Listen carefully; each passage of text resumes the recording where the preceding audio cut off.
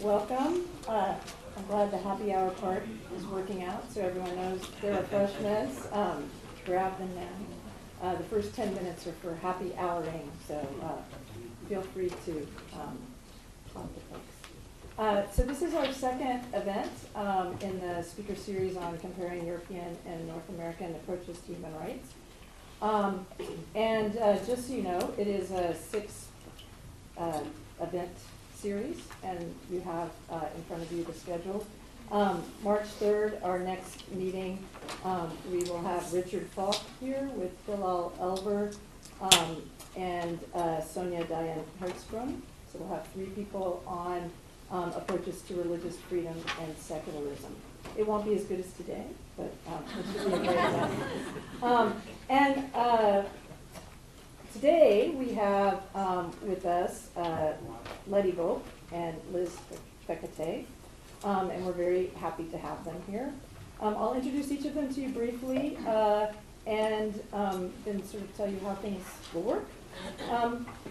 So Leti is the Robert D. and Leslie K. Raven Professor of Law and Access to Justice at Polk Law School of the University of California at Berkeley.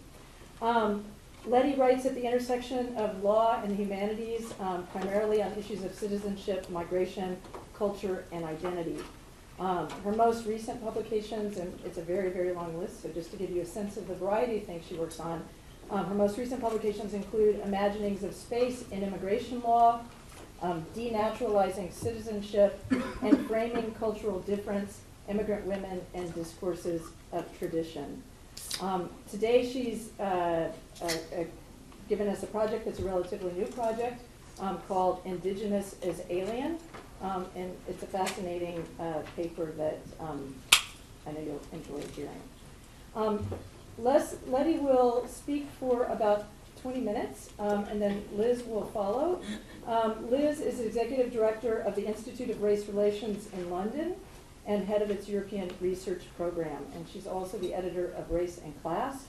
She writes and speaks extensively on aspects of contemporary racism, refugee rights, far-right extremism, and Islamophobia across Europe. She's also written has many publications. 2 books are A Suitable Enemy, Racism, Migration, and Islamophobia in Europe, and They Are Children to a Study of Europe's Deportation Policies. Her talk is entitled Europe Against the Roma, and it's based on an article that was recently published in Race and Class, very, very recently, and that should, at least the citation's available on our website. I'm really excited about the conversation that Liz and Leti will have together on race, citizenship, and immigration, on areas that at first glance seem like they might be different, and even in terms of what they're talking about in Europe and the United States. But we've already had some terrific conversations, and they're thinking about each other's work and its relationship to them as well. So after Leti speaks, Liz will talk for about 25 minutes, including some commentary on Leti's paper, and then Leti will say a little bit afterward about Liz's, and then I might have a question or so, and we'll open it up.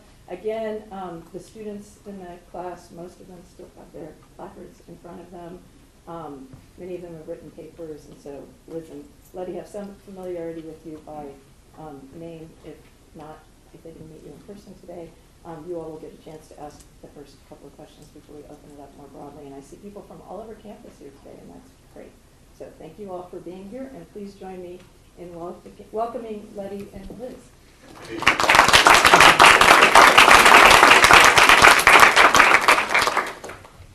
Well, thank you to Karen Engel for her kind invitation. Thank you to Billy Chandler for smooth logistics. And I'm really delighted to be here as part of this series, especially to be speaking with Liz. So I wanted to try to make this interesting, both for people that have read and people that haven't read. So I'll see if this will work. And what I thought I would do was start by explaining the genesis of the project and how it relates to some of my previous work on race, citizenship, and migration. So my research has clustered in 2 broad areas. The first focused upon questions raised by the relationship between culture and feminist theory, and the second upon questions of immigration law and citizenship studies. In terms of the first area, my work has examined how presumptions about culture are deployed to enforce and exacerbate gender and racial subordination in a series of pieces which range from examination of the use of the so-called cultural defense in criminal cases to cases of honor crimes, to the polarized debate pitting the value of feminism versus multiculturalism, to examining how concerns about gender subordination expressed about non-Western cultures can function as a proxy for xenophobia, with this happening most intensively in recent years about Islam. In terms of the second area, my work has looked at immigration and citizenship, both as a topic of legal history and also as a contemporary concern. So I've been interested in how the experiences of certain communities disrupt what is a presumptively smooth teleological process from lawful admission to naturalization to citizenship, both in terms of political participation and in terms of identification as a citizen. So I've written about formal bars to immigration admission as well as to citizenship in the context of Asian American history, as well as how in the contemporary moment some persons with the formal status of citizen are not considered citizens as a matter of identity as they occupy the category of the alien or of the terrorist. Linking this second area of work with the first, I've also talked about how citizenship is presumed to be a neutral and abstract value into which immigrants are to assimilate when it is better understood as a vehicle of acculturation reflecting the values of the dominant community. What might be a unifying theme in all of this work is how the nation narrates itself and patrols its border in relationship to peoples whose identity is considered in some way antithetical to the nation state. So what this project is, as Karen said, an entirely new area of work. It's an attempt to interrogate why immigration law elides questions of pre-existing indigeneity, bringing together legal history and political theory to think through the relationship between a nation of immigrants and settler colonialism. So here the identity is not so much antithetical to the nation state in the way that it's then used to either rhetorically or materially expel certain persons from the nation state, so much as an identity that gets disappeared and absorbed into the nation state. So how did I come to this project? Well, one impetus for this is I've been teaching immigration law since 1998, and I've been keenly aware how the United States, the history of the United States in terms of pre-existing indigeneity is just absent from the field, and this is a self-criticism. I'm also a scholar of Asian American studies, and I've been immersed in what one could describe as both a critique of the ways in which immigration and citizenship laws of the U.S. have formally and informally excluded persons whose identity is considered antithetical to the nation, as well as in how liberal ideals are haunted by the exclusions that were present at their incorporation. So, and as an immigration scholar for whom the most important category of concern at the moment are undocumented immigrants seeking membership and ultimately citizenship, it's easy to presume that the horizon is taken up with immigrants' desire for membership, right? And so one occupies oneself with ways in which that membership is denied. But these, all of this past work of mine, I think, tends to occlude this question of pre-existing indigeneity. I've also felt dissatisfied with ways in which immigration and indigeneity are talked about as parallel phenomena, in particular forms of racial discourse, without a consideration of the links and relationships between them.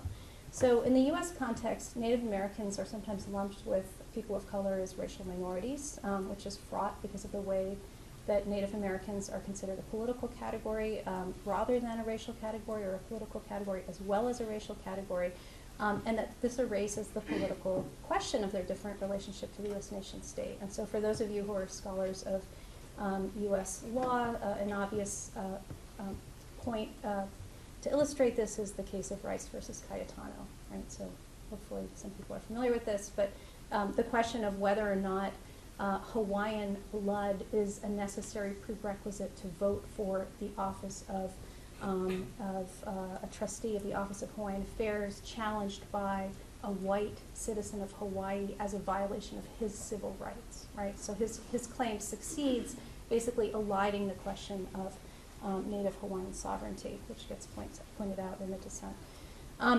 Another problematic way in which immigration and indigeneity often gets discussed in the U.S. context is that people will talk about these different groups in the United States as having these parallel and divergent experiences. So a frequent description you'll hear is Asians experienced immigration, Mexicans experienced conquest, African Americans experienced slavery, Native Americans experienced genocide. And there are a number of issues with this construction.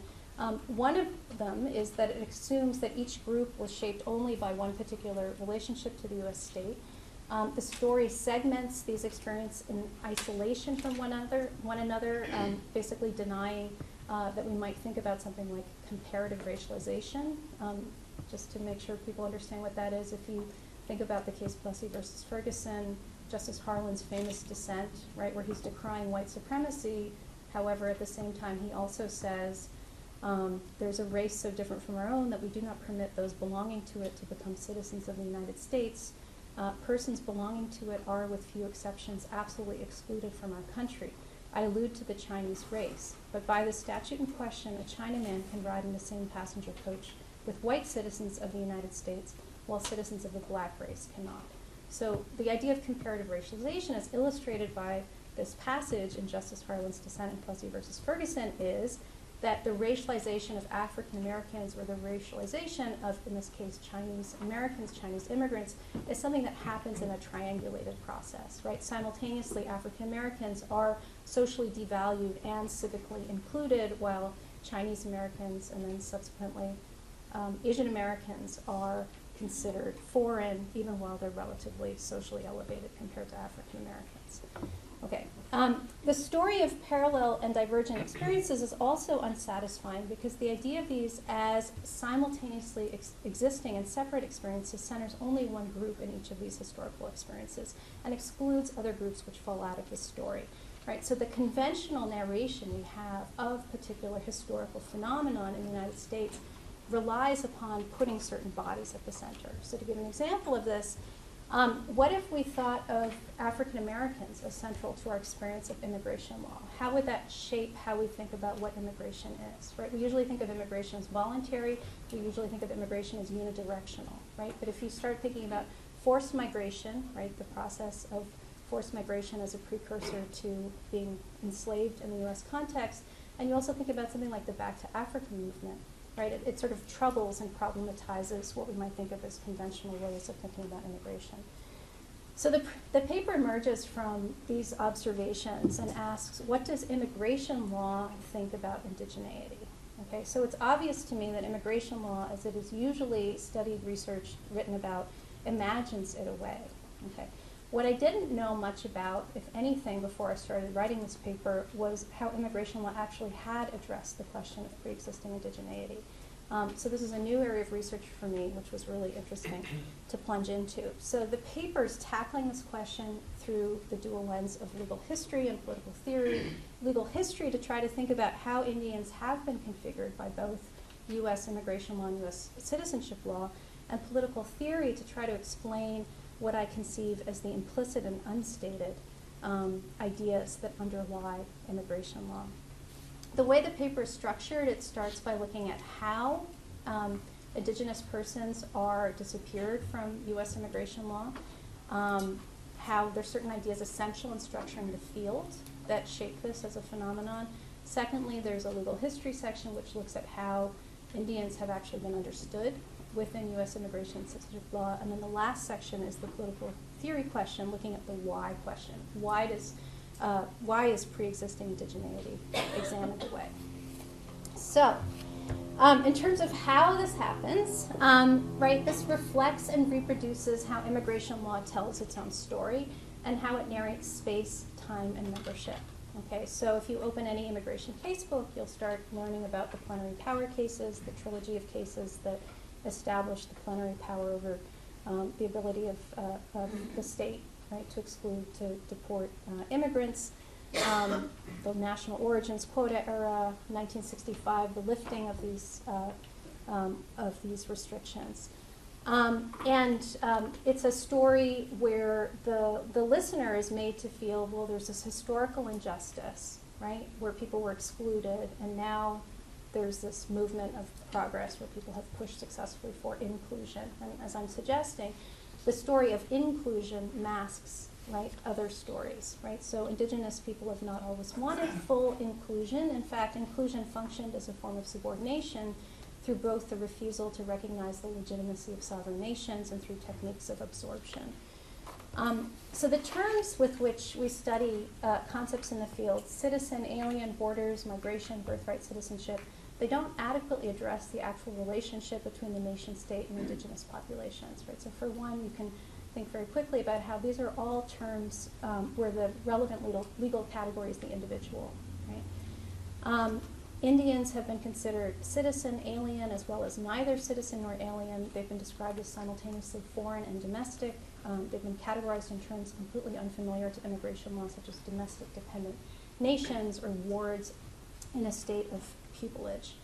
This incommensurability between concepts in immigration law and indigenous populations is also something you see when you think about how the field thinks about space and how the field thinks about time. So in terms of space, immigration law largely presumes the tradition of Westphalian territorial sovereignty, where you have the single sovereign absolutely controlling this defined territory and its associated population, basically the way that we draw maps, right? There's this lovely quote by Rainer Bobach who says it's like Mondrian paintings, right? So you think about the bright colors with the dark lines, right? And that's the nation state. And here you have a single sovereign, which is negotiating with foreign nations, which form its outside, and which relies upon the doctrine of federalism to parse out how power is divided with these internal several states, right? This does not capture a model of layered sovereignty that would more accurately describe the relationship between indigenous sovereignty and the sovereignty of a settler society. In terms of time, immigration law generally assumes that states have already existed within their current territorial borders. So the focus of inquiry is the lawfulness of the already existing state's deployment of sovereignty to keep out or kick out non-citizens. Largely forgotten are how states came to be or how borders cross people. And as scholars have pointed out, this is a tendency common to political theory, right? So people assume the legitimacy of the modern state. They don't focus on the land on which the state is created.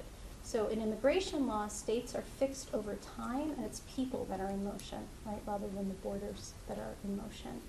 This erasure of how the state came to be places indigenous persons within anachronistic space and as temporally too far behind to be active agents within the space of modern life. So they're thought of as stuck in time. They're also thought of as stuck in place and stuck to place, except when we can think about examples where their insufficient their insufficient attachment to place actually renders them nomads, right? So they're either moving not enough or they're moving too much. And moving too much, you can think of Johnson versus McIntosh, right? So it's like they're not making useful, arable cultivation, right, of the land. Instead, they're nomadic. Both notions, whether they're moving too much or moving not enough, puts them temporarily at an earlier stage of human development than what is considered appropriate. And you can see this also in terms of how expressions of sovereignty in the form of tribal casino gaming are thought of as atavistic. They're thought of as out of time.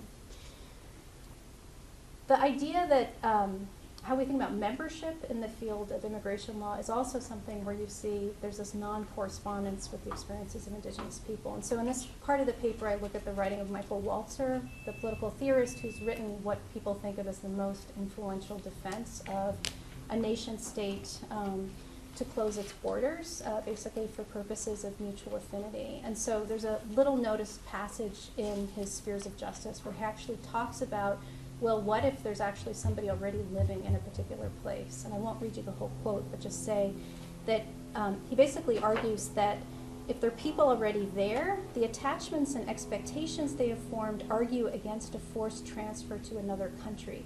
If they can't have this particular piece of land, then some other must be found for them within the same general place. He also, in this passage, refers to this group of people as aliens. Okay, so I think there are a couple interesting things here. So he thinks there's something wrong about deporting original inhabitants to another country altogether, but is promoting the idea that some other piece of land must be found for them within the same general place, which actually sounds a lot like removal and reservation. And it's not clear why removal from this particular piece of land does not wreak the same kind of violation of justice that transfer to another country might, when these first inhabitants might not have any kind of affiliation to this new nation-state boundary that has been created right over their property. And secondly, the fact, something I think is really interesting, is that he casts this original inhabitant in this narrative as an alien, right? Sometimes, but not always, with scare quotes. So this is the only text in spheres of justice attending to the question of persons already there when a new state is formed. So we can think of this as his prescription of what should be done about indigeneity. And I think there's something quite curious about the term alien to describe somebody already there, as the commonplace sense of alien suggests temporarily a person arriving anew at the borders of an already formed nation state, not someone already living on the land. But then what the paper does is basically show ways in which indigenous persons have been transformed into aliens. So what I won't go into now in the paper is what I sketch is a history of how Native Americans have been treated under U.S. citizenship law, both in terms of birthright citizenship, so under the 14th Amendment, subject to the jurisdiction thereof clause, the same clause which is being pressed now by people who want to unroll birthright citizenship for either children of non-immigrants, meaning people who are here temporarily. So for example, the father of Anwar al-Awlaki, right, killed by a U.S. drone strike, who was here on a student visa, or the father of Yasser Hamdi, who was here working for an oil company on a temporary visa when his son was born, right, and then his son was later found and taken to Guantanamo before they realized he was a U.S. citizen. So some people trying to unroll birthright citizenship are concerned, like John Eastman, for example, are concerned about this group of people. Other people are concerned about undocumented immigrants' children claiming birthright citizenship. So Native Americans, right, are considered to have a peculiar relationship to this and are not considered to be subject to the jurisdiction thereof, and therefore, if you look at the Immigration and Nationality Act, have a statutory right to citizenship through birth, not a constitutional right. Secondly, there's also this really interesting history of naturalization, which, as you probably know, from the advent of the Republic was racially restricted. 1790, only free white persons could naturalize, and they added or of African descent or nativity. And then the question is, well, how do Native Americans fit into this question? There's also this very complicated piecemeal history of other ways in which Native Americans got U.S. citizenship, sometimes through treaty, sometimes in reward for military service, and sometimes through something called the Dawes Act, which is also known as allotment, which basically rewarded Indians who gave up their tribal property and chose to assimilate into United States society a grant of citizenship.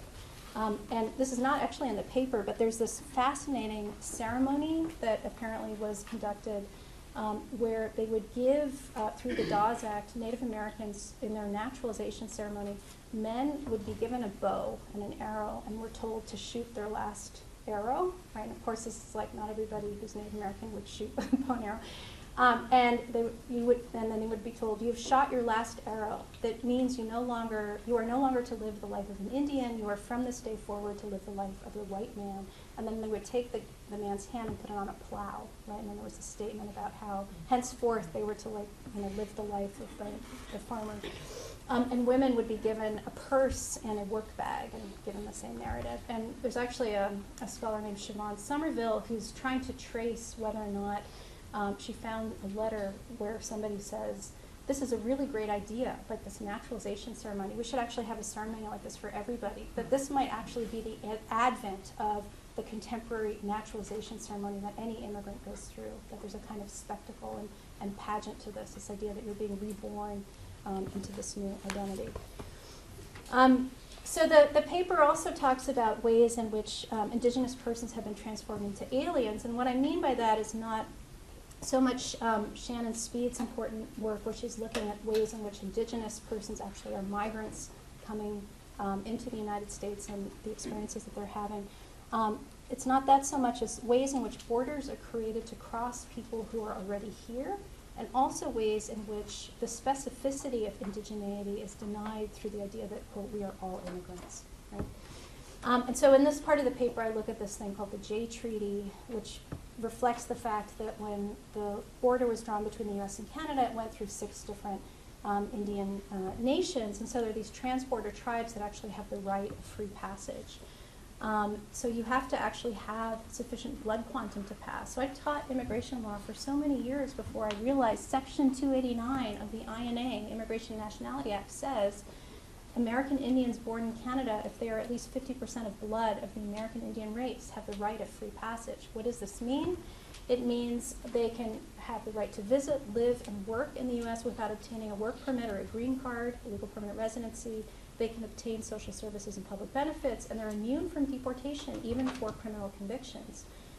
So you can count your status as an American Indian born in Canada. It can be an affirmative defense to the criminal charge of illegal entry or re-entry. There's a recent case of one of these American Indians born in Canada who was put in removal proceedings after pleading guilty to a drug offense, who sought damages for violations of his Jay Treaty rights. And there's a lot of confusion about the status. Apparently there were these U.S. Armed Forces recruiters who visited Canadian reservations under the impression that the residents were dual citizens because they have this free passage right. But very different from what goes on with the border here between the U.S. and Mexico, and I think there are people in the room who know a lot more about this than I do, but I was just looking at this, and it looks like the Kickapoo traditional tribe of Texas who migrate into the United States, I think on an annual basis, actually get a parole status, which is it's not a legal admission. It's basically the government saying administratively we'll allow you to enter. We don't think that you've actually legally been admitted to the country.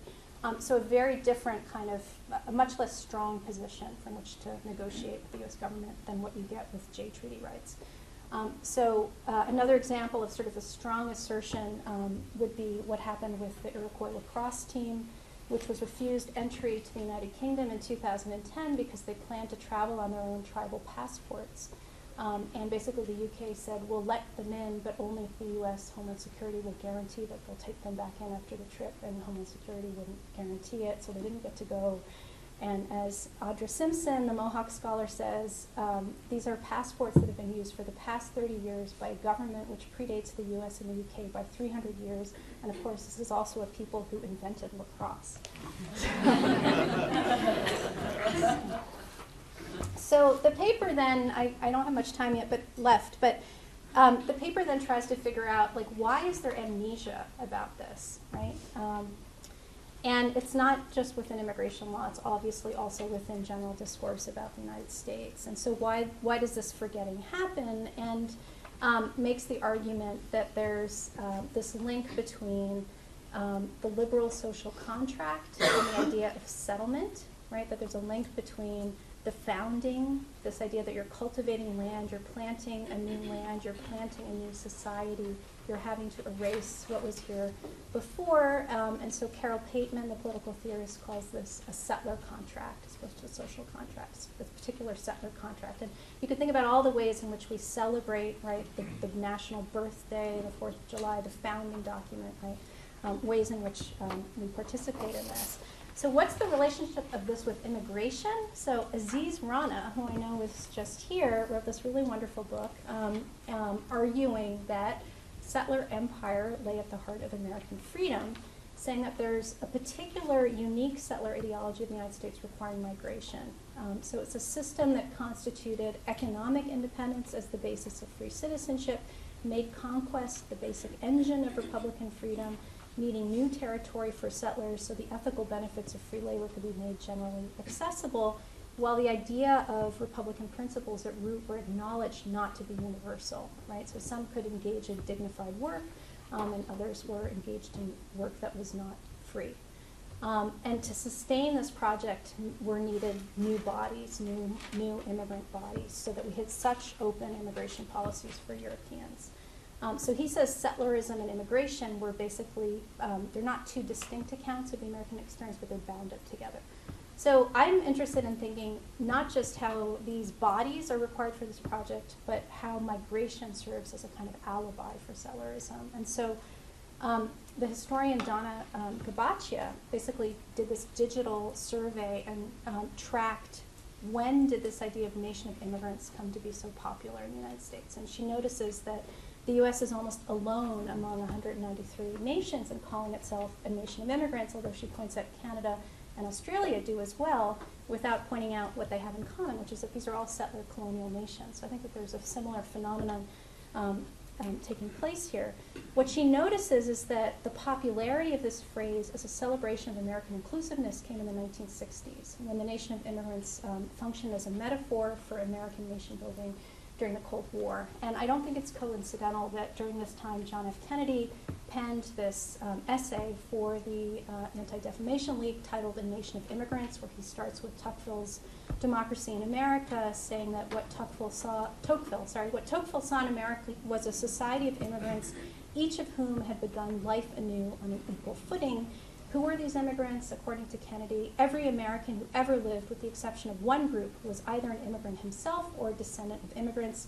And some anthropologists believe that the Indians themselves were immigrants from another continent who displaced the original Americans, the Aborigines. So within this narrative as well, you see the indigenous person also being folded into this idea of the nation of immigrants, taking away any specificity of this experience. So why is there this focus on immigrants? Because immigrants are the agents of founding.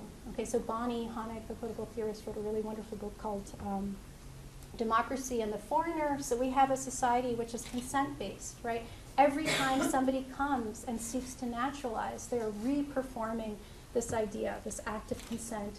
They're eliding the non-consensual bases of how this nation came to be, right? So slavery, genocide, conquest, colonial possession, right? So the settler becomes an immigrant. The settler even becomes a refugee, right? Think of Arabella, right?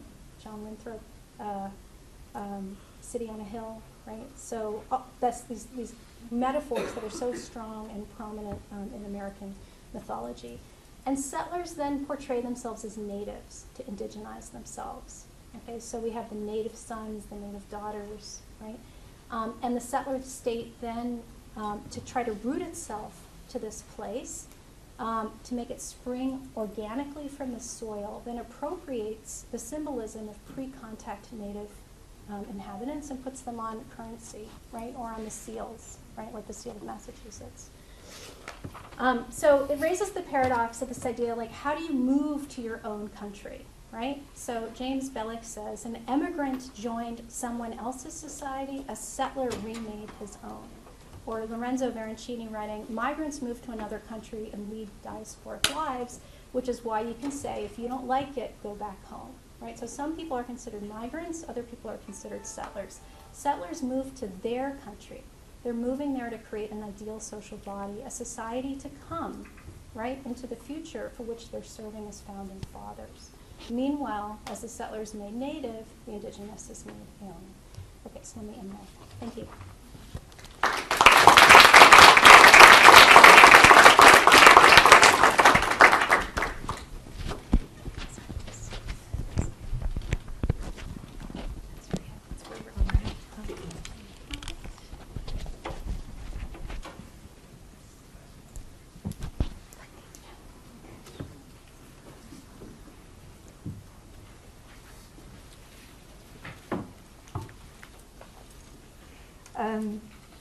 This is my first time in America, so thank you to Karen and Billy. I hope it won't be my last. It's up to you to decide.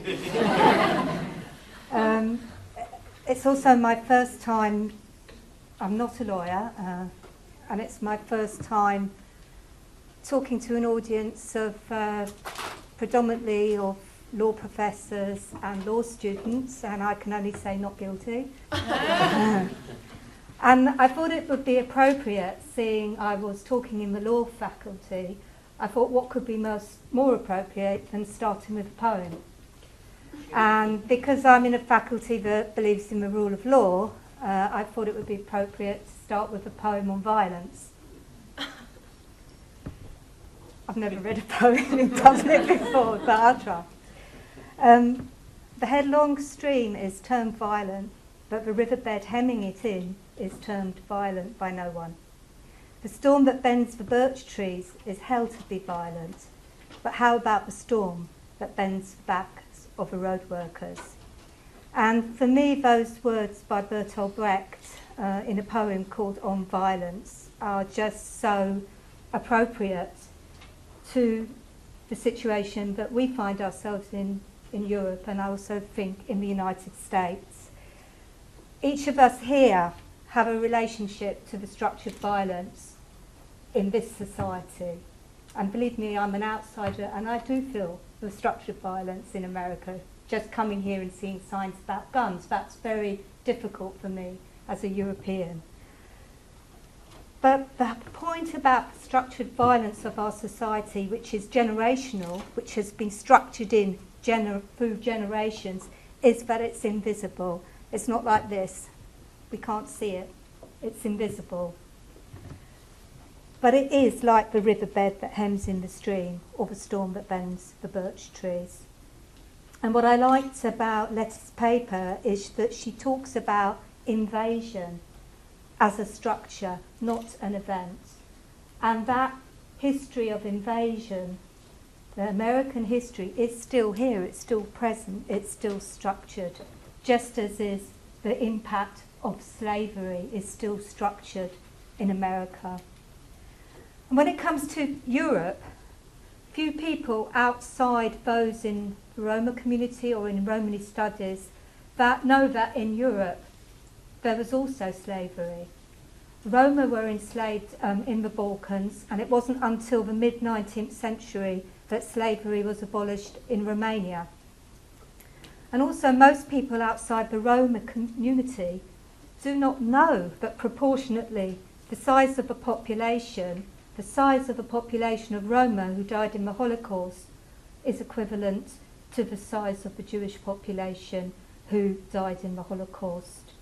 For the Roma, the Holocaust is an open wound, and actually many of them are only just beginning to talk about it.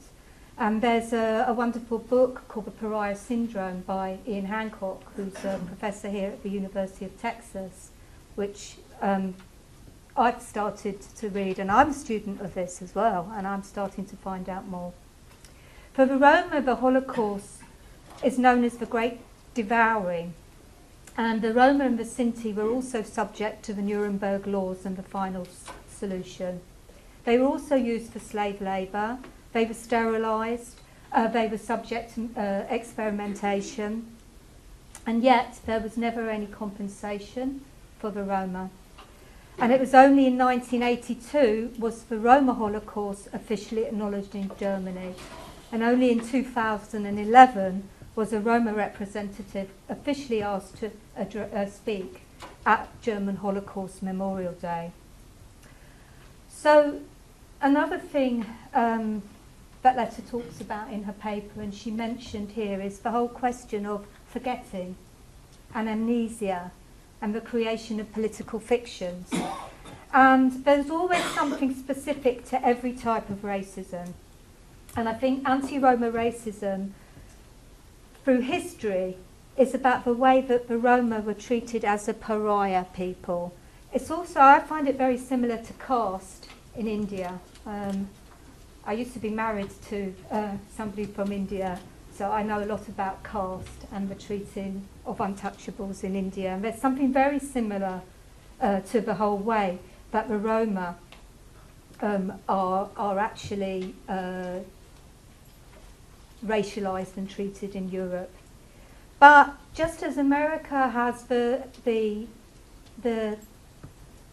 narrative about being a nation of immigrants and how that tends to elide uncomfortable truths, Europe tends to valorize itself or see itself as the continent that invented human rights, the continent of Enlightenment values.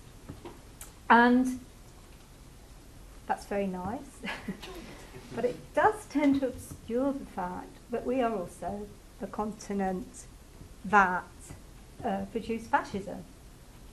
And it wasn't until, I can't remember the exact dates, but not that long ago that Greece and Spain and Portugal were freed from dictatorships. Fortunately, a lot of it's coming back. So these things are forgotten, and as I said before, the impact on of the Holocaust on the Roma community who were devastated by it is forgotten. And that structured violence is still present. It's very much present in terms of the situation, the social situation of the Roma in Europe.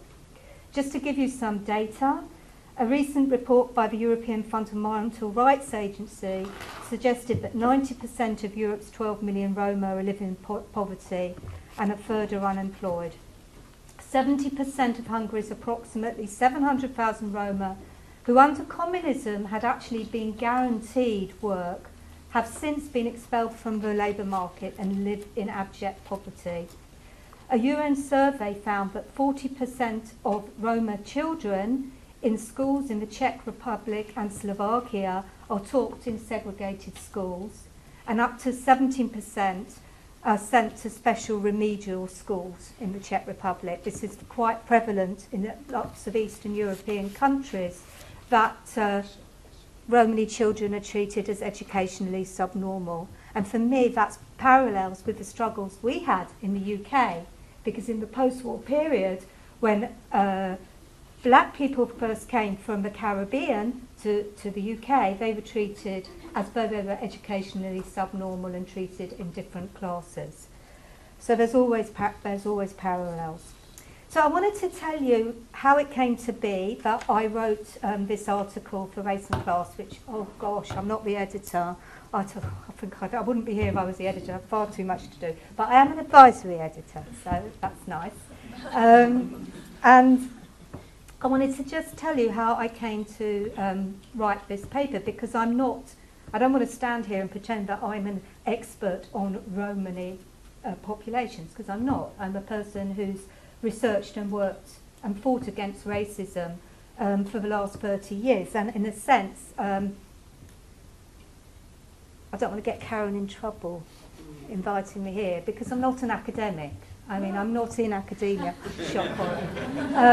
But having said that, I think it's how do I put this? But it's good to especially for the students here, to appreciate that knowledge also comes in other areas, in other directions, and that the whole purpose, perhaps, of being in academia is also to link up with people who produce knowledge in other areas, who are perhaps in an NGO movement or more in civil society, and the dynamics and the creativity of that relationship. So I've been working at the Institute of Race Relations, which is an educational charity and anti-racist publishing house in London, for about 30 years. And for 17 or 18 years, I've been doing research and writing reports on racism in Europe.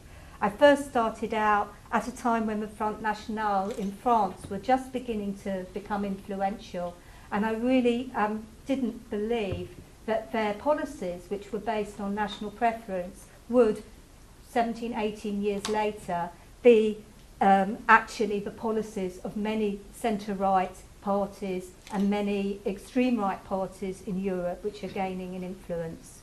A couple of years ago, I started to be concerned, because a lot of my research starts with the cases, of finding out cases, what's actually happening to people.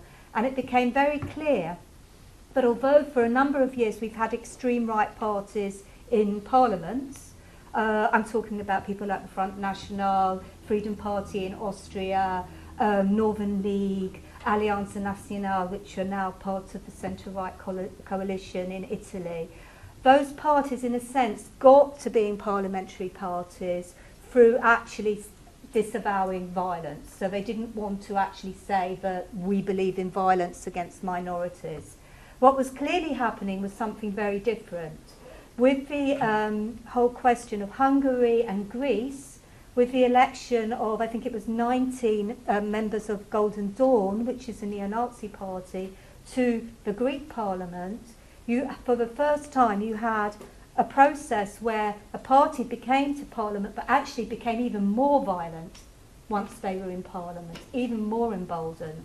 And in Hungary, around the same time, you have the rise of Jobbik,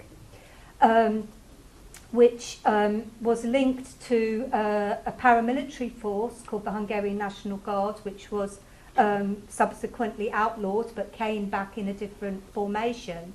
That this was an extremely anti-Roma and anti-Semitic party that was actually encouraging paramilitary groups to go into the rural areas where most Roma live, and actually to march up and down in their black shirts and their big boots, actually carrying whips and with dogs and pulling Roma out of their home and things like that. So it was kind of this, but sort of, sorry, I just flash this up. Oh, the video won't like that, I've moved. Sorry, I'm back. We brought out this report, Peddlers of Hate, the Violent Impact of the European Far Right.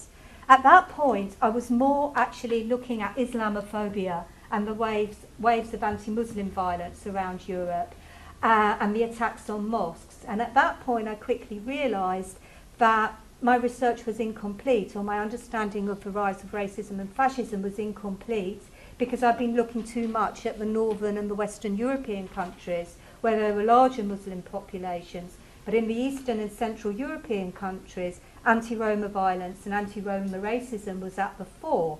But they were incredibly similar. Just as you have this against the Islamicisation of Europe movement, you have against the Gypsyisation of different countries. So that's how I came to write this paper, and that's really where the story of the paper begins. It begins in Central and Eastern Europe with the rise of fascism. I mean, it's not just the fascist parties in countries like Hungary, Bulgaria, Slovakia. Each has a very strong or up-and-coming far-right parties, but you also have a sense that let's say the ordinary population, or how they describe themselves as the decent population, this is a word which is often used to distinguish between decent people and indecent people, who are the Roma, that you had a phenomenon where, because of globalisation, because of the fact that the market state is now dominant in these countries which previously had a command economy and full employment, you know, for better or worse. I'm not here to say that communism was brilliant, particularly as I'm on a far-right website described as a communist US terrorist, which everyone found out this morning. Of course,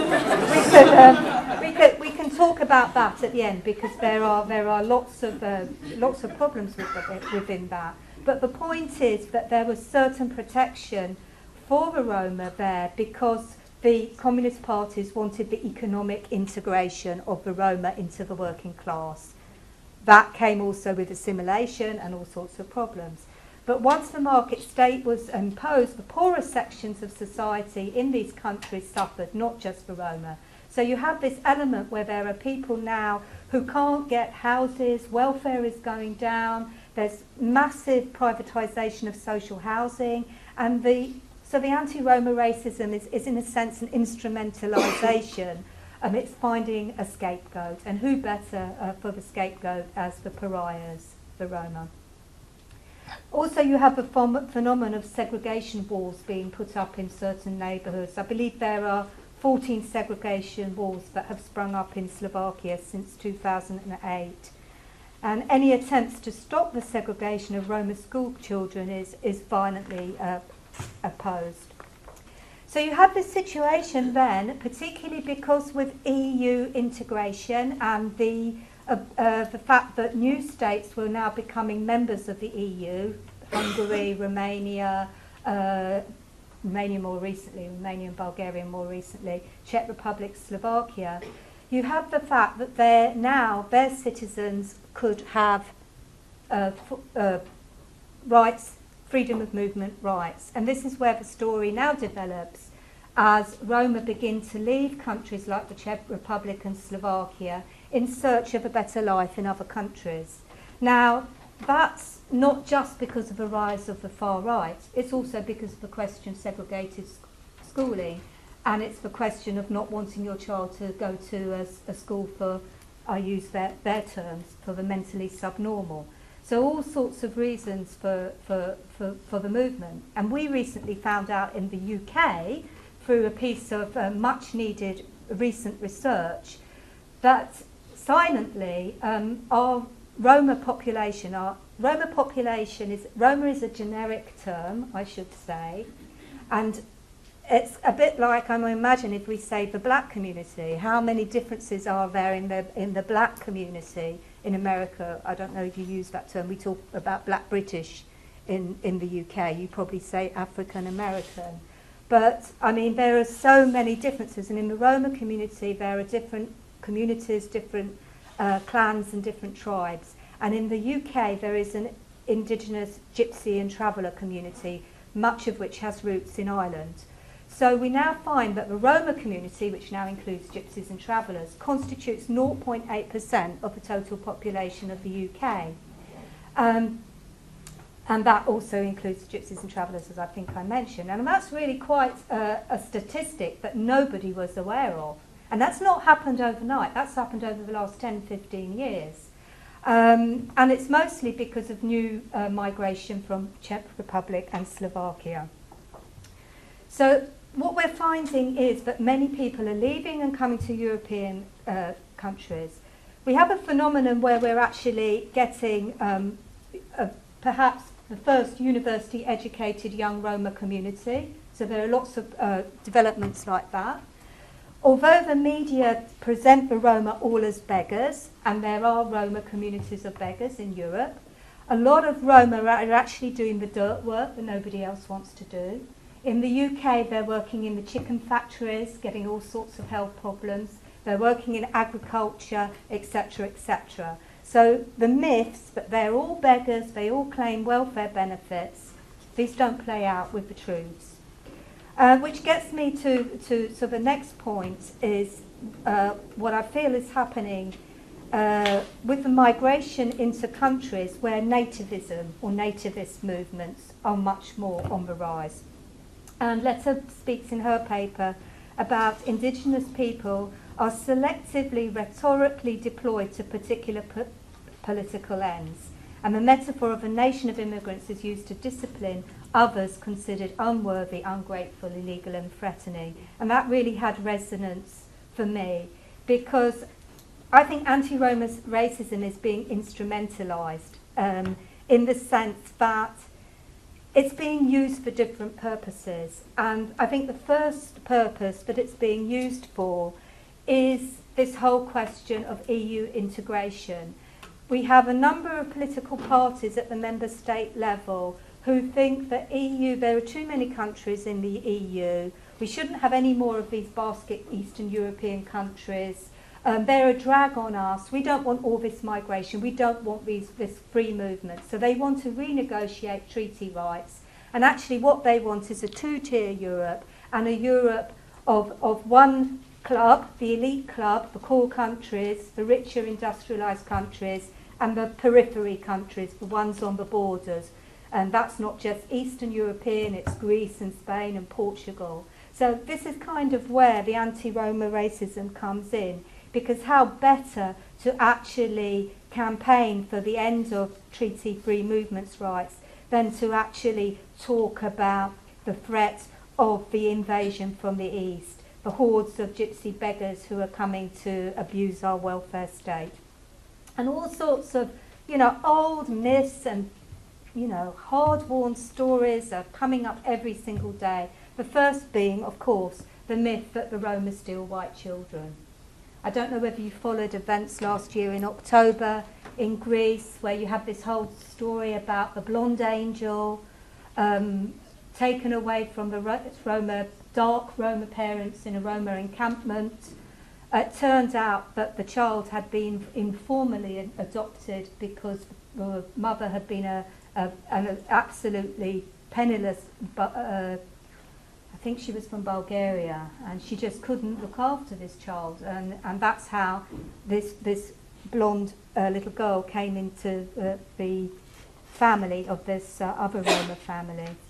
What you might not have heard about is that this triggered off many other cases in other European countries, particularly in Ireland, where the police and the health service took away two blonde Roma children from their parents. Both children were eventually returned, but clearly one was 7 and one was 2, and that's talk about structured violence. And you think of the trauma of that, the police arriving in their vans, taking the children away. It emerged, this was in Dublin, and it emerged afterwards that one of the Roma families had been subjected to years of racist harassment from a neighbour, and it's quite likely that the neighbour tipped off the police and the health service that they had oh my God, 5 minutes. God, wow. So, but anyway, I must tell you about this. I just finished off this story. So, I think this is really, really interesting because the idea is that Roma have particular racial characteristics. And at the same time, in Serbia, some skinheads went to an encampment and they tried to take a child, again, another child, blonde child, off his parents because he was not as dark as his parents. I think it should be pointed out that Roma and non-Roma have intermarried, and it should also be pointed out that during the period of slavery, that Roma women were systematically raped by their masters. So if there are blonde, blue-eyed children, it's not surprising. Okay, so I'm going to cut some of what I'm going to say, and hopefully we can talk about it a bit more in the discussion. But I do want to point out that another thing that I think anti-Roma racism is doing is eliding the humanitarian crisis in Europe and the structured violence of neoliberalism. In fact, we have a situation where Europe can actually no longer house or feed its population, or can't organise it. The Red Cross have reported that the number of people receiving food aid has doubled from 2.3 million in 2009 to 4.1 million in 2012. And a quarter of the EU population, 120 million people, are at risk of poverty and social exclusion. This doesn't just involve the Roma. It's a question of poverty and poor people. But again, why can't we just present the camps, because there are camps of the homeless actually forming in every European city. There are camps of the homeless and there are beggars. But what better to say that this is a Roma problem, because Roma want to move, they're nomadic, and it makes it easier to break down the camps if we just say that they are Roma. It also makes it easier to bring in laws against begging, which are being discussed in Sweden and Norway, on the grounds that the beggars are foreign beggars, i.e. Roma. And this is very controversial in European history, as the homeless and beggars were amongst the first people targeted by the Nazis. Quickly, I haven't got time to talk about it here, is the question of statelessness. And I just want to draw on two things again that Leti said, in the point that the whole point about stories, about how we box people into certain stories. So the African American experience is a story of slavery, the Mexican experience is a story of migration. And that's so true for the Roma, because theirs is a story contemporarily, both as a Roma, as a pariah caste, as a migrant people, and also often as a stateless people. Again, I love this quote, we assume that people cross borders, but borders cross people. And the whole point about the Roma experience is that wars have actually destroyed existing borders and created new borders. So there is a historic aspect to this problem, because the war in Yugoslavia actually displaced so many Roma people, who then often lost their documents fleeing the wars, or didn't have documents in the first place. And they actually went to other European countries where they now are living as stateless people. And this is a big problem in Europe, which also comes back to the problem of the children without papers, because increasingly you're seeing Roma children and other children, once they reach the age of 18, find themselves deported to a country that they know nothing of. Which brings me to the final point in this section, and then there's only a conclusion. Is that I think there's also a problem in Europe, a problem of democracy, and a problem of democracy in policing. And we're seeing very anti-democratic practices being institutionalised in law enforcement, and the growth of immigration policing. And the paper mentions the growth of racial profiling in Europe and how this impacts on the Roma community. But just to update you on something that wasn't in the paper, which is a recent scandal in Sweden, where it was found that the police had kept 2 illegal databases on 4,000 members of the Roma community, including information on children as young as 2. You know, I thought I'd lost the last page and that would help, but I haven't found it. Sorry. So again, this is very, very controversial. This is a big scandal in Sweden, not just because it's illegal under the Convention on Human Rights to have such registers, but because it's very, very sensitive because of the vast databases that were kept on the Roma in the run-up to the final solution, all under the oversight of the Central Office for Combating the Gypsy Menace. In conclusion, I started with invisibility of structured violence, and I'd just like to end by making a few comments about becoming visible. I've tried to say, as I do believe, that there isn't one Europe, just as I can see quite clearly that there isn't one America. And Roma is a prison through which you can view the different Europes and the different racisms, but also the different anti-racisms. Paradoxically, after all I've said, I do see a lot of causes for hope. There's more alliances, I think, developing between Roma organisations and non-Roma organisations. Particularly, I think, the Jewish community in the UK, who are very supportive to the Roma cause. There's a move to actually have a lot of curriculum change so that the question of the Roma Holocaust is taught well within schools, taught properly within schools.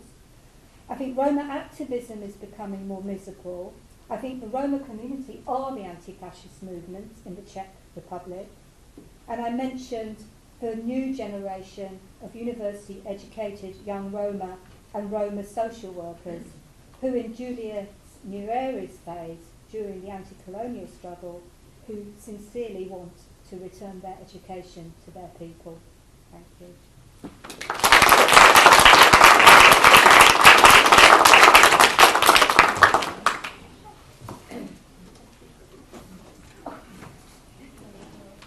We like to share.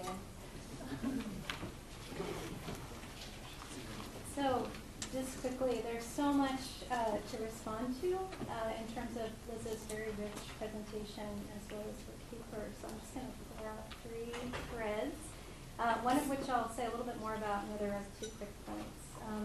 The first is about cultural racism. So some people have pointed out, and I think Aaron might be one of those, talking about ways in which we use culture as a phenomenon to talk about difference, and that culture is actually this acceptable terrain on which to express racism. And so, if you are aware, some people are charging this against Amy Chua and Jeb Rubenfeld's newest book, The Triple Threat, right? That this is actually about racial difference, but because it's talked about as cultural difference, they allied this concern. So there's stuff you could see about that.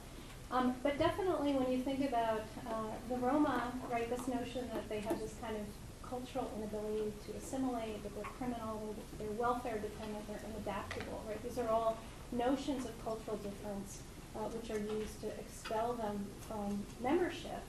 And part of the reason that when people talk about culture, we can think about other people in this way is because of how we think about culture. Culture is thought of as monolithic. It's thought of as unchanging, right? So people will talk about the culture of a community, an enormous community that spans multiple nation states or is, in one enormous nation state like Chinese culture, right? What does it mean to talk about Chinese culture when that's a quarter of the world's population?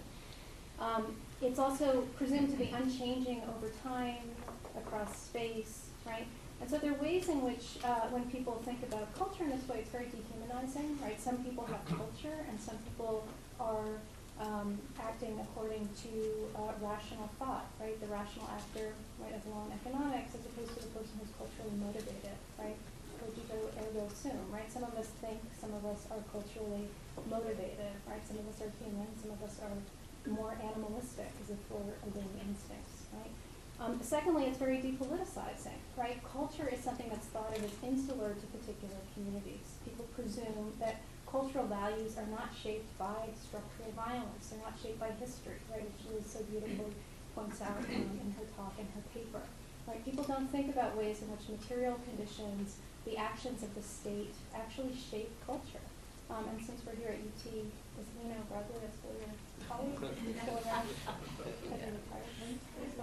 You know, he famously said that African American and Hispanic law students have lower LSAT scores because of their culture, that their cultures don't value education, right? It's like that kind of narrative completely erases what we know about public education in the United States and how it's funded through property values. It ignores, you know, all the critiques made of the cultural specificity of the LSAT. It ignores racial segregation. It ignores histories of disenfranchisement, right? So it was just a very, you know, local example of how talking about culture takes away so much, right? That's really important to think about.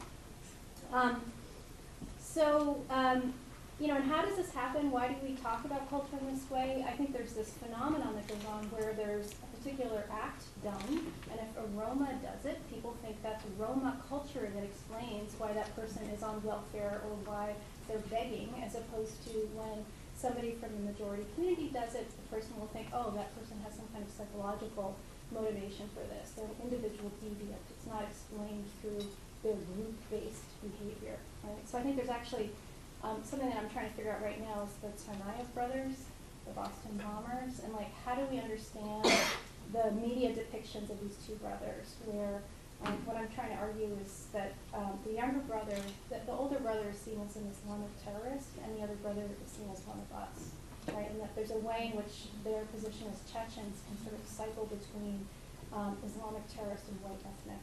And there's more of a willingness to engage in psychological explanations for the younger brother's actions because he's seen as one of us as opposed to somebody who's motivated by this kind of group-based abstract behavior.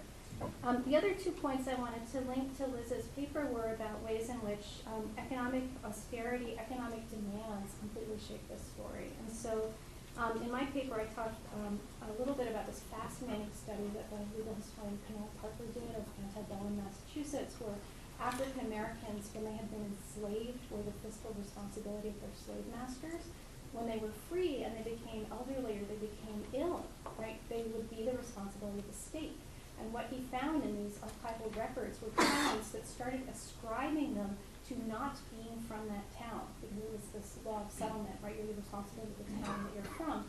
And so they're not from here, they're from a place called Africa, right? So he argues that they were turned into migrants because of the fiscal demand they made upon the state, right? So really interesting stuff to think about there, as well as what Liz was saying in terms of how Roma are so resonated with what people talk about undocumented people, right? They're working in the chicken factories, they're doing work that, quote, we don't want to do, right? So thinking about ways in which economic use value, work, the role in the labor force gets used to ground claims to belonging for certain groups of people, and how do we think about that?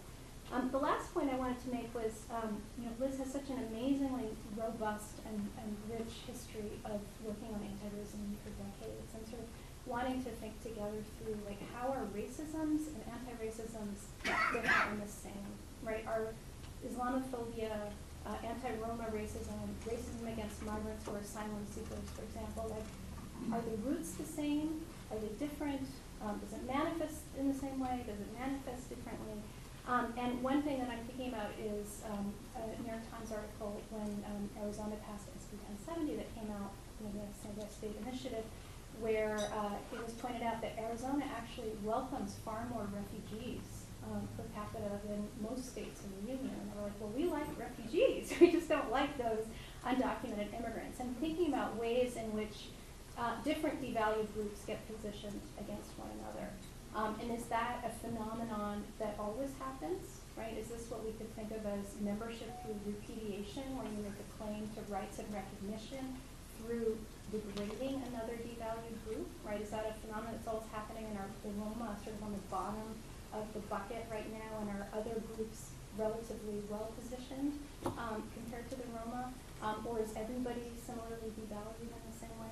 So anyway, so those were things that I was eager to talk about. Thank you.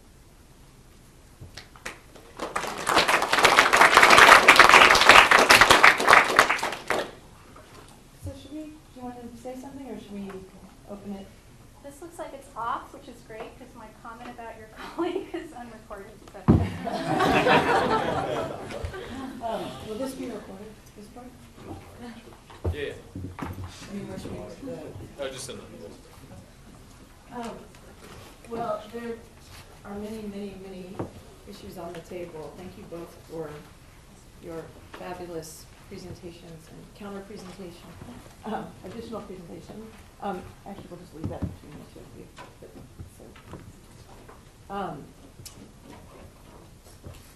Questions from students in the class first?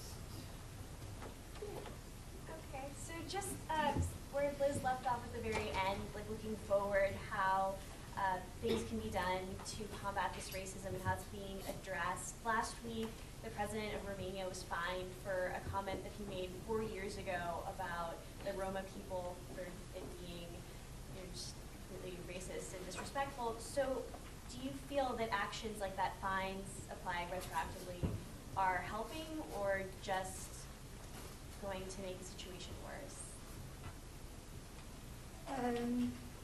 No, I think it's very important. It's very important that that speech which demonises a particular community is penalised and acted upon.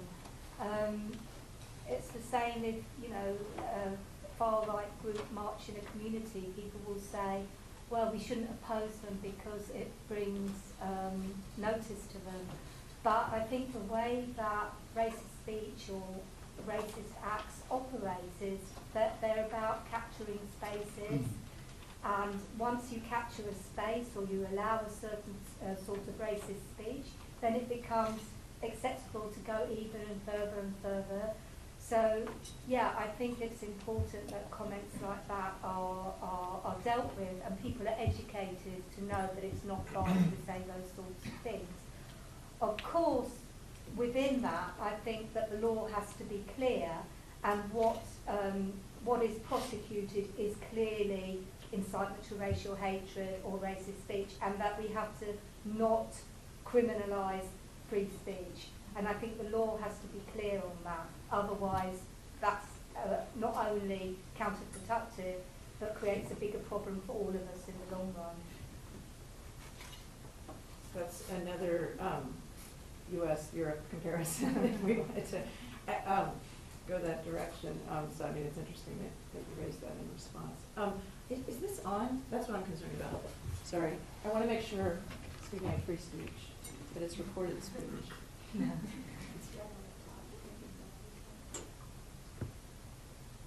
Well, everyone's thinking of their next questions. Maybe it's This one's picking it up too. Daniel. Yeah, I have a question. In your paper, you mentioned the issue of de facto statelessness. So I assume that basically the Roma population are stateless to the respective states, right? Or is there a big percentage that are really stateless persons? Most will have the citizenship status, but there are 2 exceptions, and that relates to the breakup of the former Yugoslavia. So within that, there are probably, I don't know the exact figures, but I mean, there's talk of 150,000 stateless Roma in Italy, and most of them will be from the former Yugoslavia. The other problem was the breakup of Czechoslovakia, because it goes to your border question. When Czechoslovakia broke up, people had to choose the citizenship of different states, and I think then proved probably, habitual residence, and that created a problem of paperlessness there. So I think those are the 2 major problems of statelessness, as far as I understand it, within the EU countries. But there's a further problem coming up on the horizon, because there are a number of countries which are candidate countries or potential candidate countries, such as Bosnia-Herzegovina, Serbia, Macedonia. And this is again where the problem of stateless Roma is going to again come up. And Liz, could you say something about how the deportation works for people who are already citizens of EU, and how freedom of movement turns out to be more restricted? Right, now I wrote this down, but I don't dare to find it. Really, the EU does not have the legal right to deport Roma EU citizens, and as far as I can recall, there was a big test case around France who did a collective expulsion of Roma to Romania, which was unlawful. But increasingly what we're seeing is states getting round that through using a particular clause which says that EU can deport other EU citizens if they are a public nuisance or recourse to public funds, etc., etc. So they're using that route to carry out the deportation. So this is why the issue of begging is so important. Because actually a lot of the argument is that they're claiming welfare benefits. But actually when they're begging, they're not claiming welfare benefits. So it's like they can't win, you know, it's just one of these things, they just can't win. A small follow-up on that. So when they, like the majority are in fact citizens of the respective countries, they should, of course, in theory, have the same rights like any other citizen. So do you see any discrepancy in access to justice concerning the Roma comparison to other poor groups of the society? Do they have less access, or because usually they should be able to seek a lawyer and not go to court if they're denied rights? I just should mention, I didn't quite explain it well enough, that there is something within the free movements rights around transitional controls, which means that when new countries come into the EU, that the member states can choose to have transitional controls for a number of years before they have free movement rights. And this is why Bulgaria and Romania were in the newspapers so much, because those transitional controls had finished. So that's just a sort of little thing there. Now the other question is really difficult. It's very difficult to say whether the Roma have lesser access to justice than poor people generally. I think what you have to understand is that legal aid for poor people generally on immigration crime cases is just being massively slashed all around Europe. So within that, I think the point is that lawyers cannot get the legal aid to fight the cases. So that's going to mean the cases that they want to fight are going to be the ones which don't present themselves with too many difficulties, and Roma will have more difficulties than other communities. So it could be on that level that they would find it harder to access justice than other poor communities. You mentioned that Roma activism is becoming a bit more visible. Can you talk a little bit about who are Roma activists and if what they're doing has it led to any change, or how much change has come of it? I think when I look at change, I think of change as a process rather than an outcome. So maybe we can't say that the Roma activism is leading to sort of legislative change, but I think it is leading to change in terms of what is acceptable to say, and I think the Romanian case is a good example of that. From what I can see, I mean, I work with a group called Europe Roma International, which is Roma communities in the UK, mainly from the Czech Republic and Slovakia. My feeling is that the activism has been around the rise of fascism, but also that there's been more involvement in social work. I think the Roma educated communities are getting more into social work and teaching, etc. There are enormous problems, and obviously there are enormous social problems, and I prefer to see this not as the Roma problem, but the problem of hard-to-reach communities, which we have in different ways. There's a lot of money going into Roma integration. One thing which is in the paper that I just didn't have time to go into is that the European Commission brought out this whole EU integration strategies, and all member states, all governments are meant to have a policy for integration, but it's not properly being done.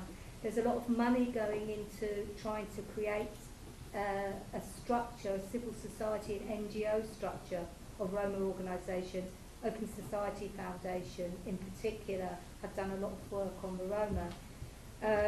But again, it's not all one way and it's not all good news, because I think when you have a community that are hard to reach, that who've never had anything, who've never had a penny to scrub together, when you get this large pot of money coming from the foundations and from the EU, it can create problems in itself.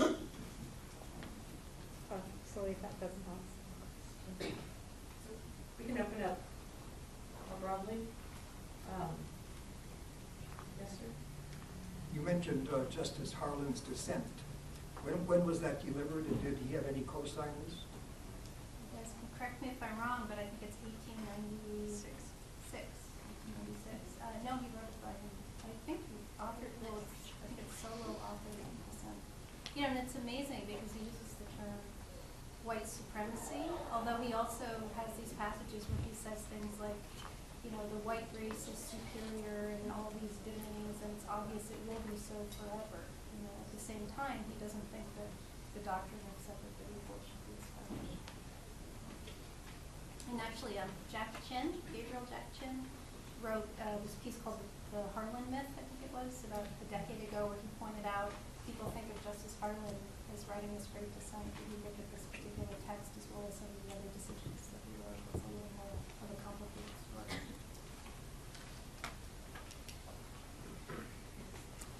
I really enjoyed your paper, and I really appreciate your bringing immigration studies and indigenous studies together, because I do think that they've been kind of not talking to each other. So I wanted to ask you more about that and how, I haven't read your paper, but in it, do you talk about how to bring immigrant critique to settler colonialism?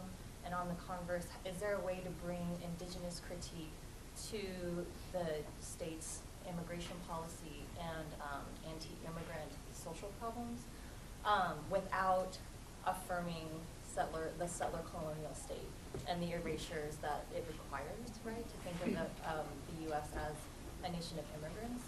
So one thing that was making me think of this is there's really robust critique in Hawaii from the position of Asian settler colonials who have arrived in Hawaii because of other circuits of U.S. imperialism in the Philippines and elsewhere that have brought them to Hawaii. But nevertheless, there's a kind of recognition that that does not absolve them of participating in settler colonialism against indigenous Hawaiians.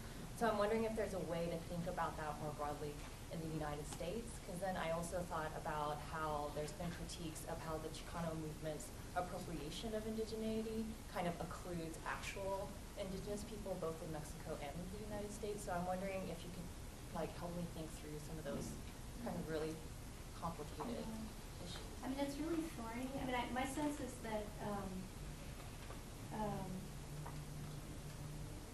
there's my concern, which is ways in which Asian American critique includes indigenous critique, or sort of third world studies critique might include indigenous critique, is something that other people, I was actually recently talking to David Ang, for example, who's saying he's thinking about this as well, for example. But what the paper does is, there's just a footnote to the debate about Asian settler colonialism in Hawaii, and this kind of very heated exchange between basically these sets of scholars, so Nandita Sharma and Cynthia Wright writing against Benita Perry. It could be Perry. It's a footnote in my paper.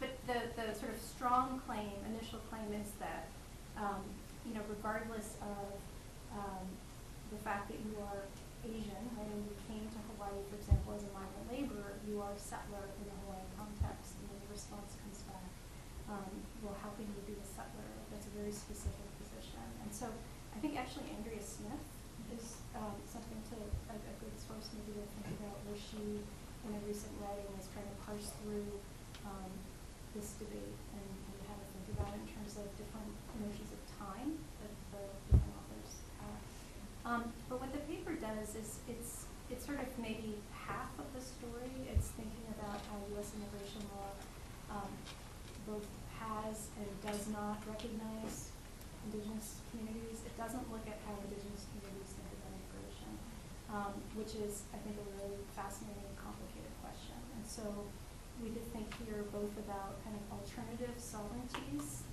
that progressive Indigenous communities are coming up with, as well as examples that are more maybe upsetting. I don't know if people saw the New York Times had a graphic of deaths along the U.S.-Mexico border in the last few months, where they had a map. It was Arizona, and you see like little black dots that represent dead bodies, and then little yellow dots which represented water stations, and you saw the whole Tohono O'odham nation having lots of black dots and no yellow dots because their official policy does not allow water stations in their land for migrants crossing. But then you have one of their members, this guy Mike Wilson, who's for like a decade been subversively going and putting water stations out. So anyway, so to say it's all, I think there's no univalent perspective, it's heterogeneous, and this is only looking at part of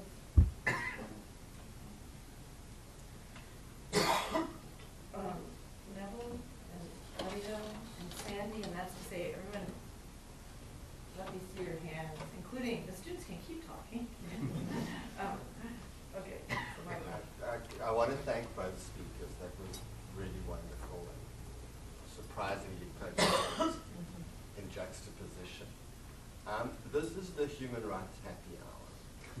And I'm just, and I mean, it sounds to me, and I mean, I'm asking for more information, that both the analysis and imagined remedies tended to be along the lines of citizenship rights. I mean, has there been any recourse to sort of the Inter-American Court or the European Court of Human Rights, or recourse to sort of human rights rhetoric on this terrain, or are we still stuck in trying to continually work through sort of civic belonging on various levels of sovereignty as the horizon of justice? What's the place of human rights rhetoric, institutions, practices? Yeah. Well, I would really like to bounce that question to Karen, since this is the subject of her report. Or we could bounce it back to Neville, because he has.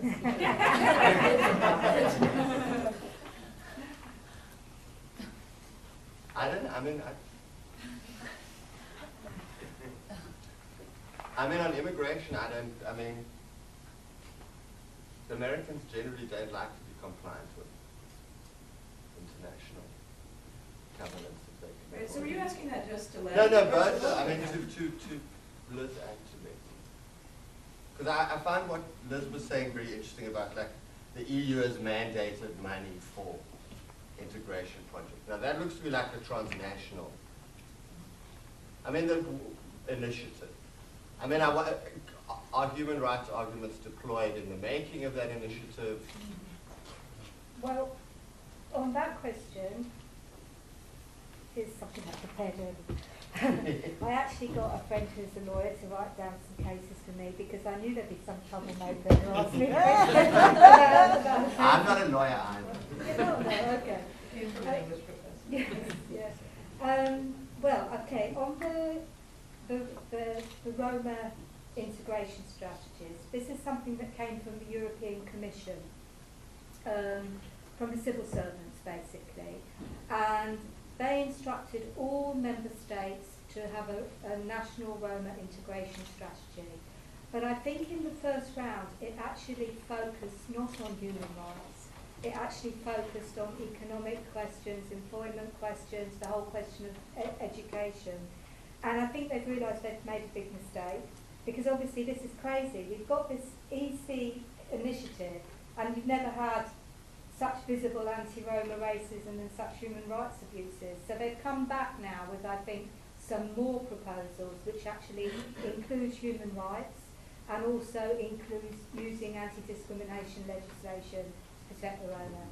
So that's one thing. On the question of the, like legal interventions, there have been a number of cases taken to the European Court. I mentioned the case of France, when they actually forcibly evicted, did a group expulsion. And I think there's been a number of cases like this because there's a ban on collective expulsions of particular ethnic groups. The other thing that I thought was interesting that I noticed is, you wouldn't have seen, but I would encourage, students would have seen this. There was a little film made for YouTube called Captive Audience. It was actually made, we did this. We had a meeting in the British Parliament a few months ago. It was the first ever meeting of Roma communities in the British Parliament. And that was working with Europe Roma International. And we actually had a little film made, a 5-minute film called Captive Audience, which was broadcast, and I asked the students to look at it. And I think it's a very powerful little film, and it's really showing the whole question. Throughout the summer in the Czech Republic, the fascists marched every single weekend on Roma neighbourhoods, and it documents that process. And what's interesting, the title Captive Audience actually came out of a legal intervention brought at the European Court around the Hungarian National Guard, this paramilitary force. And the intervention led to the banning of this paramilitary force in Hungary. But the whole idea of captive audience was it was the term used in the legal intervention to actually argue that the whole purpose of these fascist marches into Roma neighbourhoods was to keep the families and the Roma captive in their houses, because for hours and hours they just had to live inside, and they had to listen as they were subjected to racial taunts and provocations. So that actually case did win. But as always with banning orders, which actually I'm not particularly for banning far-right parties, because I don't see the point, because every far-right party has another party in the back of its car like a spare tyre, so they just come back.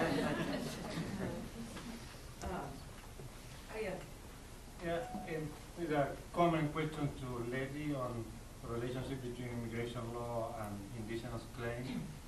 You explained that immigration law is built in part on a territorial basis and creating a geographic space, and immigration law is used to assert part of sovereignty over that geographical space. And true that the immigration law is used also to define citizenship, who belongs and who doesn't belong to that polity. When I heard you, I was thinking about indigenous claims, and I thought that's exactly the same thing that indigenous peoples are doing in terms of claiming territory, traditional lands, protection of that land, exclusion of third party from those traditional lands, and two, asserting as part of their self-determination who belongs or who doesn't belong to those indigenous people. So my question or my comment is the logic of immigration law the same logic as indigenous claims, and is that indigenous peoples are claiming exactly the same as the states are claiming by defining this type of immigration law, and are indigenous people basically replicating exactly the same that the traditional state is doing in a broader sense? That's a very interesting question. I mean, it links to what Neville was saying, where part of what I was thinking of the response when he said the horizon seems taken up with citizenship, that the citizenship that people want when they're indigenous might be within the U.S. state, but it's also the citizenship within their nation that they want to have recognized and have it have meaning. But I would hesitate to say that there's this kind of mimetic or replicative quality to indigenous sovereignty claims, that it's, you see the U.S. state doing this and then you wanting to do it. I mean, I'm sure there'd be a lot of pushback against the notion that it's identical or similar.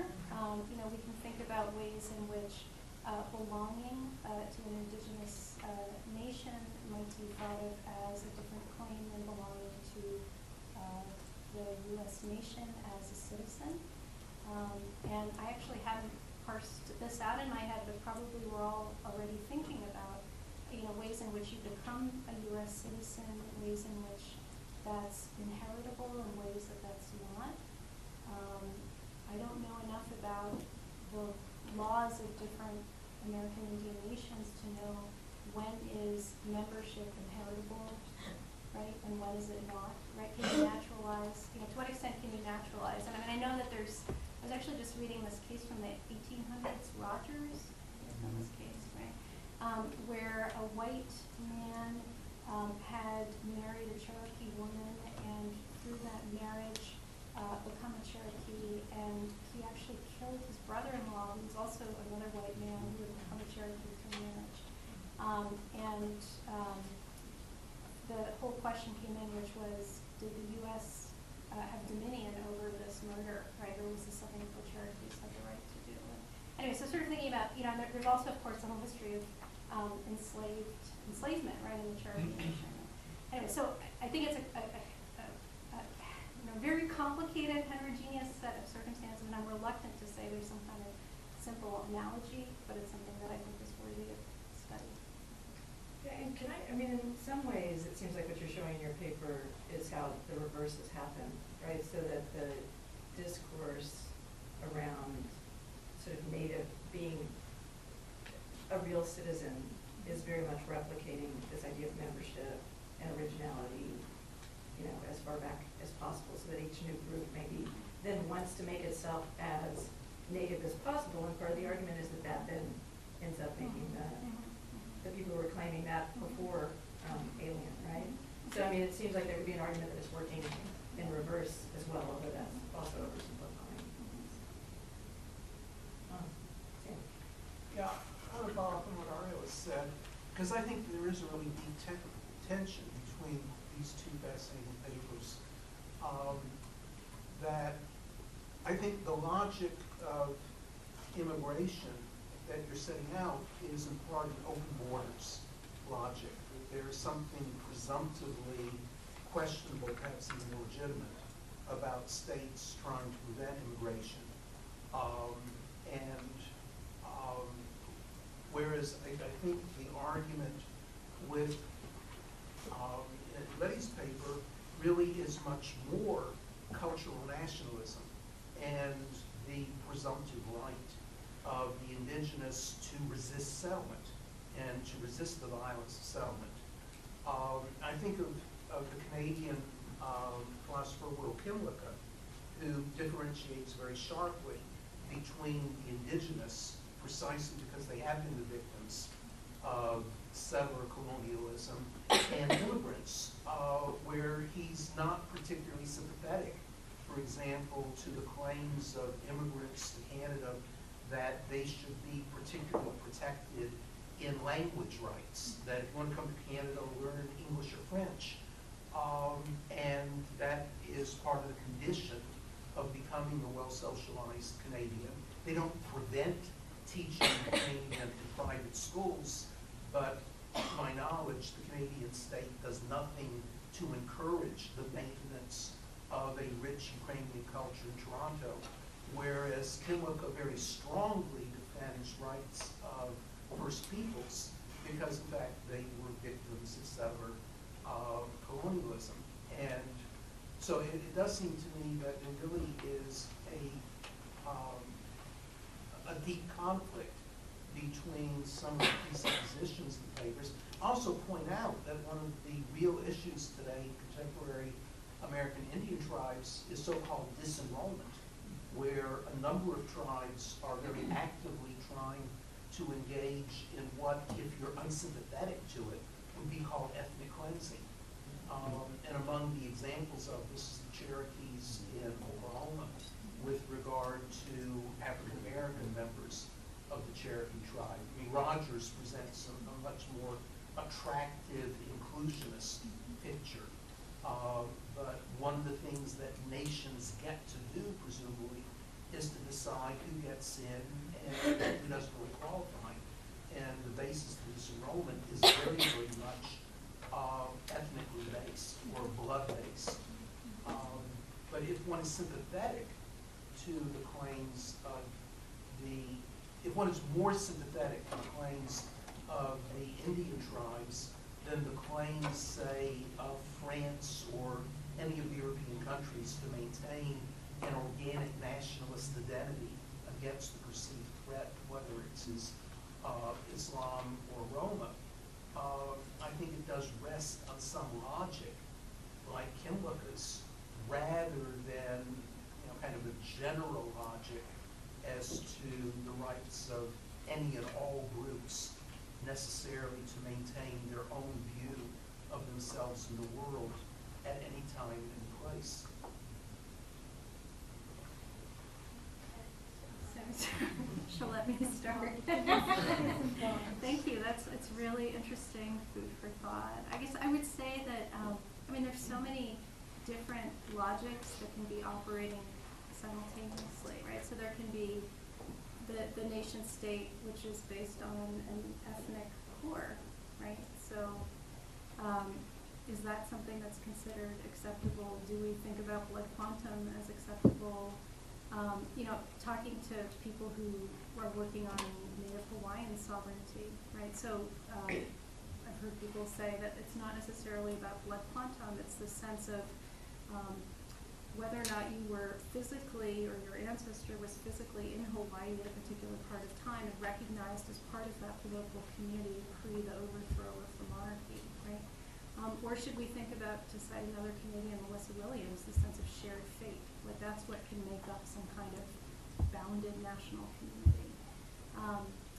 So I think there are lots of interesting things to think about, bases on which nation states consider people citizens, but also the precursor to citizenship, which is usually, not always, but usually legal migration, right? And what kinds of values that reflects. Is that about economic use value? Is that about family ties? Is that about diversity? Is that about suffering, like in the case of somebody who's a refugee, right? And because that's the predicate towards membership, unless you arguably have a claim based on birth, right, which is accidental, ascriptive, inheritable, right? So there's interesting writing that people are doing now about, so Ayelet Shahar, Joe Cairns has made this point, Jacqueline Stevens, about citizenship through descent being the modern equivalent of feudal privilege, right? It's like your lot in life is completely shaped by where you're born, and it has nothing to do, with your individual merit. It's an accident.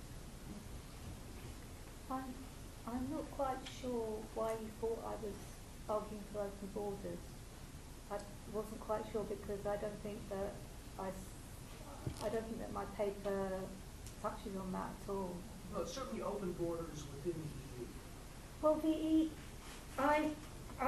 the reality within the EU is that if you are an EU country, you have the same rights. You have freedom of movement's rights. I mean, the whole EU is founded on freedom of movement, freedom of capital, etc., etc. So that's not me arguing it. That's where the EU starts. And within that, they did bring in transitional controls for new members, so that they don't get full free movement of rights until after a period if certain member states object to it. You see, I don't think that the paper says anything about open borders. What I think it says is that if you have this situation, then you've got to follow it through for everybody, and it's the same. Everybody has the same rights as everybody.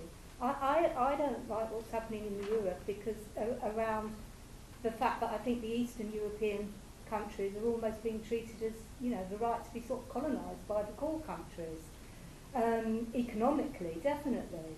And I mean, if Roma are European citizens or they're citizens of the EU, you can't say that the Roma don't have the same rights to migrate as other citizens who have those rights. So I think that's what the paper deals with. There is a specific problem that it mentions of statelessness that comes out of the former Yugoslavia, and the fact that there are many, many stateless people around Europe who aren't EU citizens. And to be quite frank, I don't think that's a question of support for open borders, it's a question of justice.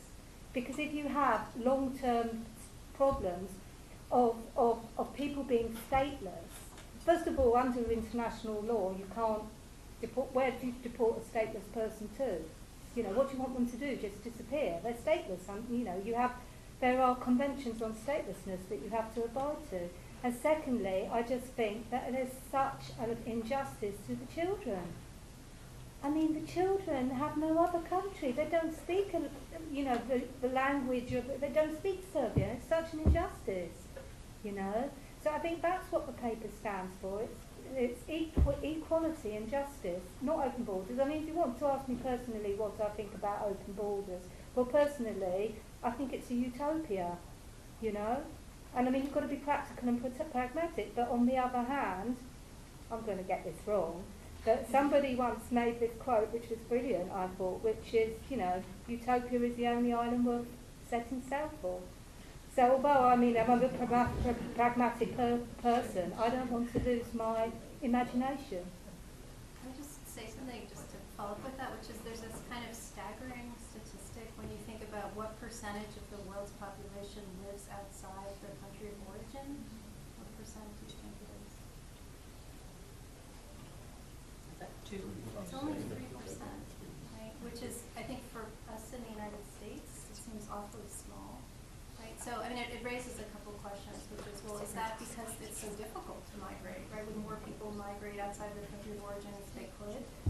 Does this suggest that maybe open borders or ease of migration actually is not the route towards global justice, and instead there should be infusion of development money? I mean, those are like arguments that people make, but I think it's a sort of surprising statistic that is important to put out there when we think about open borders. Okay, so I've seen some other hands up, and we have 5 minutes left. So let me call on the ones I saw, and then if we have time, we'll do a second round. So I had Kelly, and I had 2 of yes, and this. No, you're yes. So yeah, that's what I was thinking. If you all, if we could collect them, and then see if we have time for a response. So do you want to? Yeah, my question was just thinking about Leti's paper as a historical retelling. How much are indigenous communities in America today also asking these questions about immigration law, and what lessons can be pulled from the things that you've talked about? Okay. I actually had 2 questions. Wow. I'm going to be very quick.